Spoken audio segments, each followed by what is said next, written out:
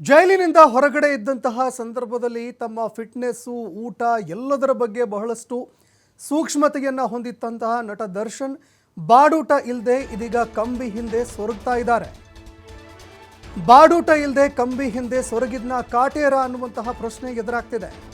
Hi fi life, ಅದೇ ರೀತಿಯಾಗಿ ಪ್ರತಿದಿನ ಡಯಟು,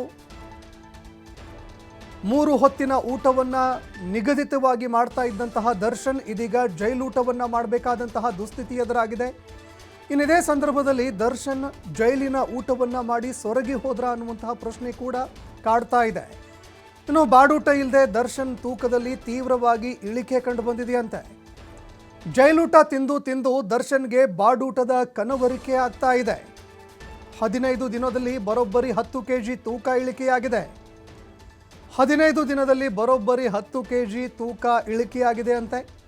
ಇನ್ನು ವೇಗವಾಗಿ ತೂಕ ಇಳಿಕೆ ಆಗ್ತಾ ಇರೋದ್ರಿಂದಾಗಿ ಆರೋಗ್ಯದ ಮೇಲೆ ಅಪಾಯಕಾರಿ ಕೂಡ ಪರಿಣಾಮಗಳು ಬೀರುತ್ತೆ. ಹೀಗಾಗಿ ದರ್ಶನ್ ಅವರ ಆರೋಗ್ಯದ ಬಗ್ಗೆ ಜೈಲಾಧಿಕಾರಿಗಳು ಅಲರ್ಟ್ ಆಗಿದ್ದಾರೆ.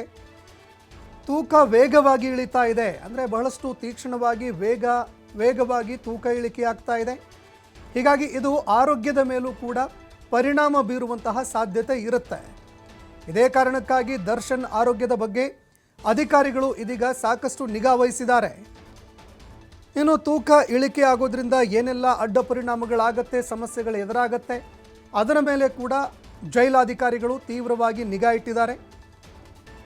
ಇತ್ತ ಇಂದು ದರ್ಶನ್ ಭೇಟಿಗೆ ಯಾರಿಗೂ ಅವಕಾಶ ಇಲ್ಲ ಅಂತ ಜೈಲಾಧಿಕಾರಿಗಳು ಹೇಳ್ತಾ ಇದ್ದಾರೆ.